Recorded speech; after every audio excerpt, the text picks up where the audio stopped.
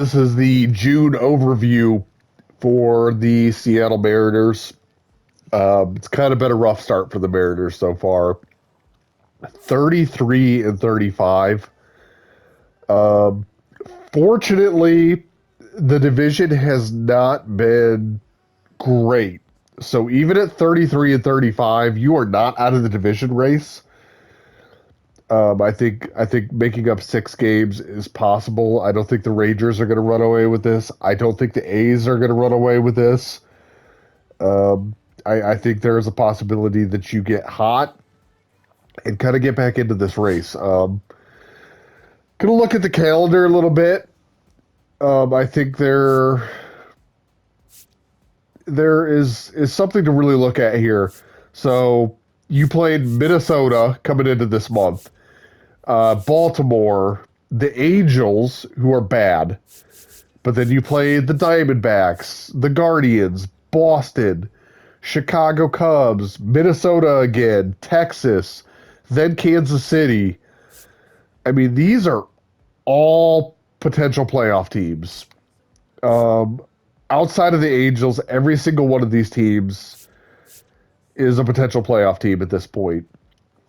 And I think it's one of these things where I think you're just going to have to survive this stretch and basically get to this series right here. And I think if you're still hanging around 500 at this point, if you come out of this still around 500, I think you can look ahead and see that there is an opportunity to really make up some ground because this schedule softens up quite a bit in the second half.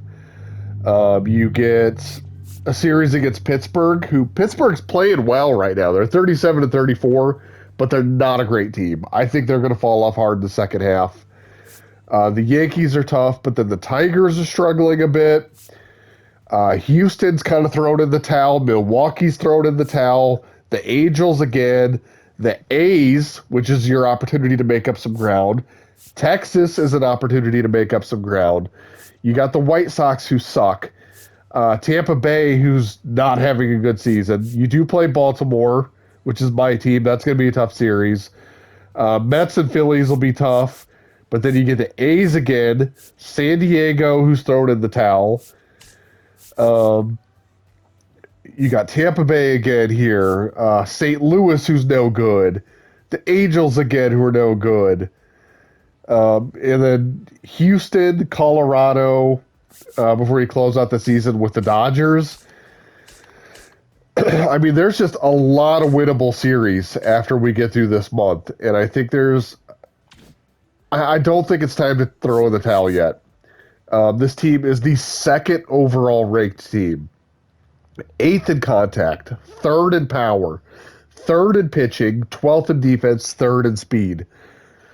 I mean, this team is too good to throw in the towel this early. I think you have to give them the chance to dig out of this hole. Maybe if we get late into July and you're still sitting 6, 7 games out of a playoff spot, I think then you probably look at like maybe selling off some pieces that aren't part of next year's roster, but I don't think you should give in on this team yet. If we look at the budget, you are pretty close to at capacity here. Projected revenue 198 million. You're at 194 roughly.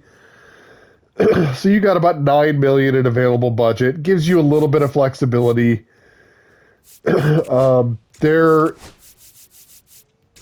are a lot of options here for ways to create more room as well. Manny Machado, I know you brought in, you have him playing shortstop now. I gave him a bit of a fielding decrease for the move to shortstop to third base, especially at 32 years old.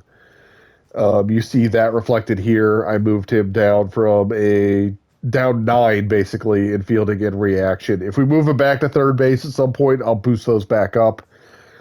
But I felt like making him a full-time shortstop again after he's been a third baseman for so long. He needed to come with like a bit of a hit to his defensive ratings, so I did that to reflect it.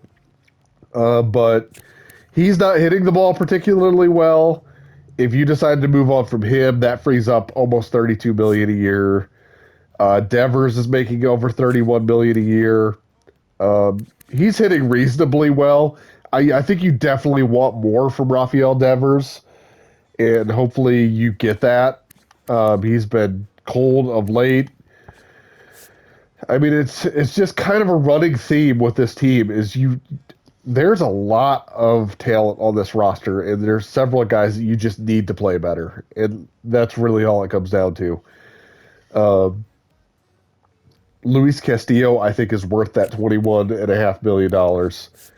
A Rosarena, you're going to have a decision to make on in free agency. He's having a really strong season. Probably works better as a DH rather than a corner outfielder. At this point, you have him playing in a corner outfield position. Um, I guess there is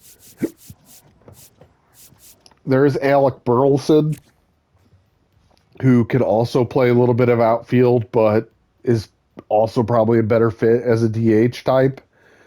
He can also play first base as well. So, I mean, that's the spot where the defense is a little bit soft. That's going to work itself out, though, when Luis Robert comes back. He's going to slide into that corner outfield position. So it's not something you have to do anything about right now. Just know that the outfield defense is a little bit soft at the moment, but it's not your fault. It's just the result of injury. Luis Robert was crushing the ball before he tore his calf. Still out for another 1 to 2 months. But you do have that player coming back at some point, which is going to be a bit of a shot in the arm for this offense and the defense. There's J.P. Crawford making $10 million to kind of be a glorified bench player at this point. I mean, he's your starting shortstop. At times, I know we have Manny Machado playing there a little bit more often at this point, but J.P. Crawford still in the lineup a lot, making a lot of money, not getting a lot of production out of that guy. That's someplace to maybe free up some money if you're able to find a solution at middle infielder at some point. Victor Robles, around $5 million for a bench outfield bat. It's not the worst thing on earth. I think you would hope the performance ticks up a little bit. He has not been hitting. I think he's a better player than what we've seen. These are some good contracts down here. Some of these guys are going to need some extensions, but Andres Munoz is not making any money. I mean, I don't look at this and think that there's any bad contracts, but there's definitely some places where if you want to free up some money, there are those options and some guys that are maybe underperforming those contracts at this point, and that gives you a little bit more flexibility than what you see with that $9 million in available money. Let's take a quick look at the pitching rotation. Logan Gilbert at the top of the rotation. The WHIP is in an okay range, but the ERA is super elevated. I keep waiting for him to just have a month where he basically doesn't allow any runs and that ERA comes down into the threes and he starts pitching like an ace again. It just hasn't happened. He's one of these guys that's on this list of like, he just needs to perform up to his ratings, and we're just kind of waiting on that to happen. Luis Castillo's been great. George Kirby has been really good as a number 3 starter. Bryce Miller is another one of these guys that I'm looking at, and I'm just like, what is going on here? I mean, this guy is a better pitcher than the results we're getting. It's honestly kind of frustrating. The home runs are elevated. I think that's really what's doing it right now for him, is he's allowing a lot of homers. Just kind of waiting on that to fix itself and for that to kind of regulate over a larger sample size. Brian Wu has been pretty solid as a back end of the rotation guy. I think you take that. Emerson Hancock's been really good in long relief. Matt Brash has kind of struggled in the bullpen, surprisingly. Um, the walks are a little bit elevated, but not so alarmingly so that I look at and I think that like that's the obvious problem with him. I don't really know. I don't have an explanation. He's just another guy that like should be performing better than this. Gregory Santos, another one of those guys. He got off to a horrific start to the season. He's gotten called back up recently and has pitched well in some situations, but then is also still having these blow up performances. So he got hammered against Baltimore. He got hammered against the Angels the other day.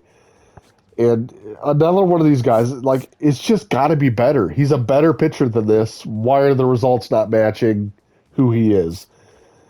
Trent Thornton has been really good.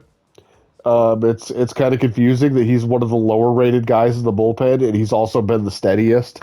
I don't know why. Pete Fairbanks, who you traded for earlier in the year, has been really good in the setup role. Jojo Romero is another guy you brought in. He's been really good in setup. Andres Munoz has been pretty good as a closer. The whip is in a pretty healthy range. Like to see the ERA come down a little bit, but it's nothing to worry about. If we look at the lineup right now, why is Manny Machado not at shortstop? Oh, I don't think I could do that right now. I think that's something. I think that's something I'm only going to be able to do after Robert comes back. So Robert will come back. He'll play right field. Rosarena will go to DH. Burleson will go to first. Devers to third. Machado to short. So right now, with Robert still out, the best bat to put back in this lineup is probably J.P. Crawford, and that's why he's in there.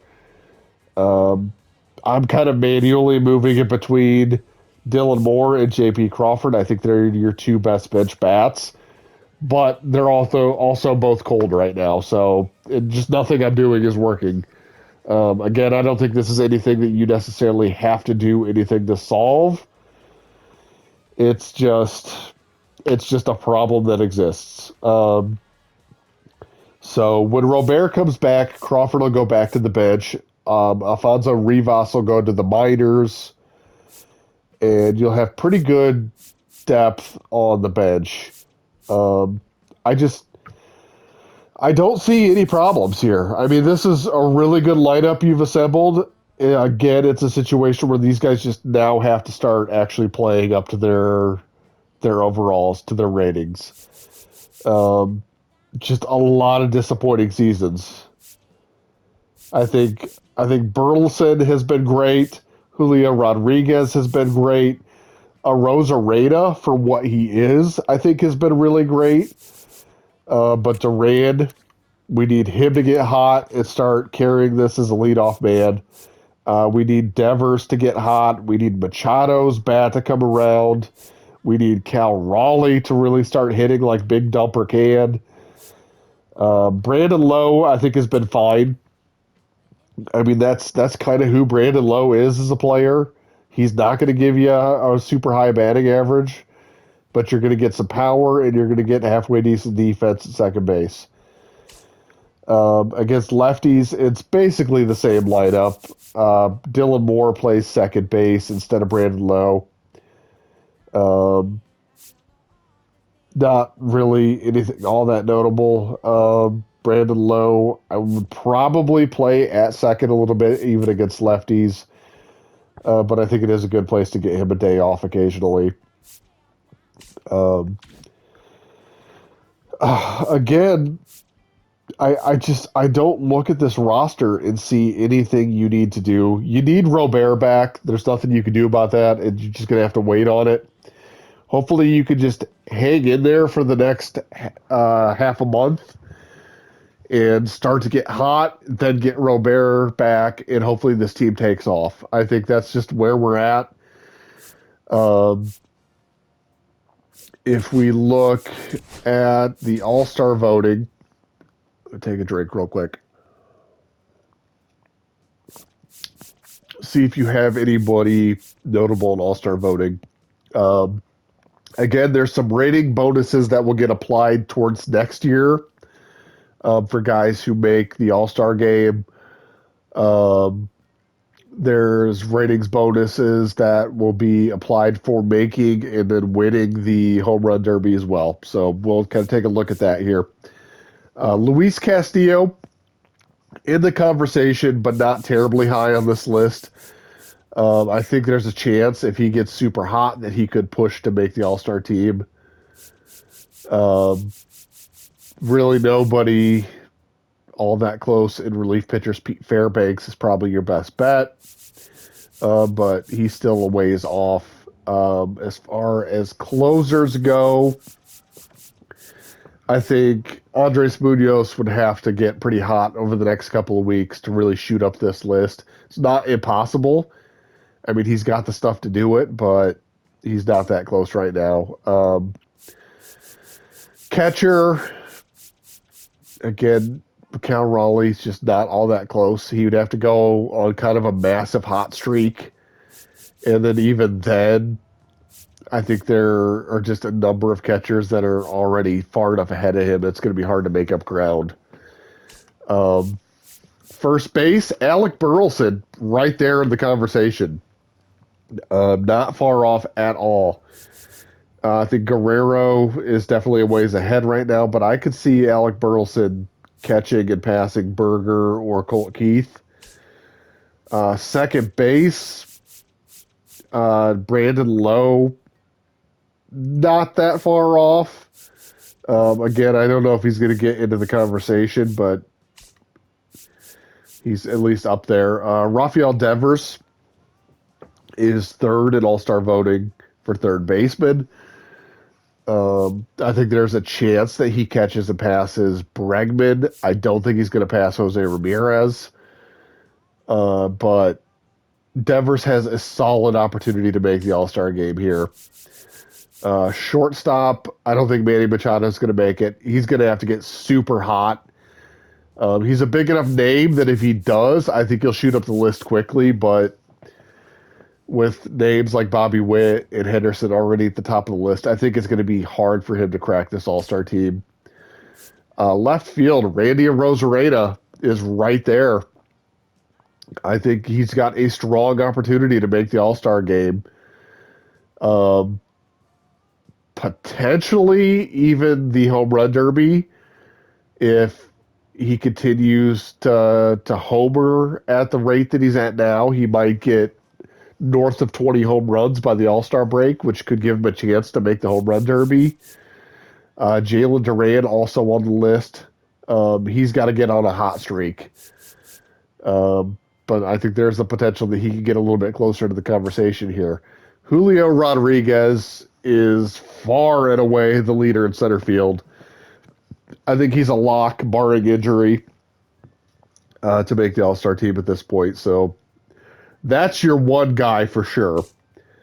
In right field, Luis Robert, I think, was on track to probably be an All-Star before the injury and has kind of fallen off since. I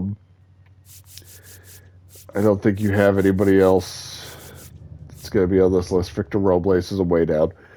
DH, Rafael Devers is third on this list. He DHs quite a bit. So I think you're going to have possibly 3 All-Stars, which is really good. You're going to get ratings bonuses for those guys going into next year. I think there's a chance you get a guy into the home run derby. Maybe Julio if he goes on a home run hitting binge. Possibly a Rosareda. But Julio's going, I think, to the All-Star game for sure. Rosareda's got a solid chance. I think Devers has a pretty decent chance. And I think Burleson has a pretty decent chance. I would not be surprised if you got 3. I think the most likely outcome is probably 2 guys at this point. But that's where you're sitting right now. There's, I think, a lot to be happy with on how you've built this roster.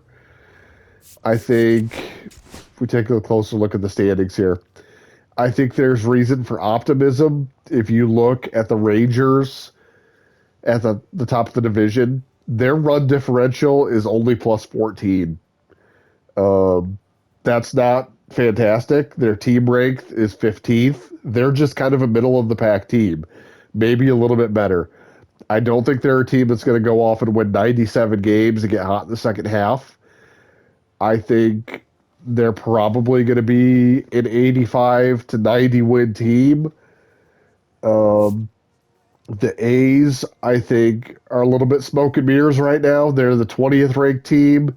They have a negative run differential, which suggests they're way outplaying their actual performance at this point. I think they're probably going to fall off more towards a 500 team. Um, and here you are at 2 games under 500 with a -7 run differential.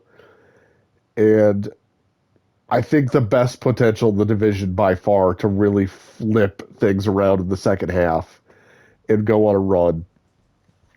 Um,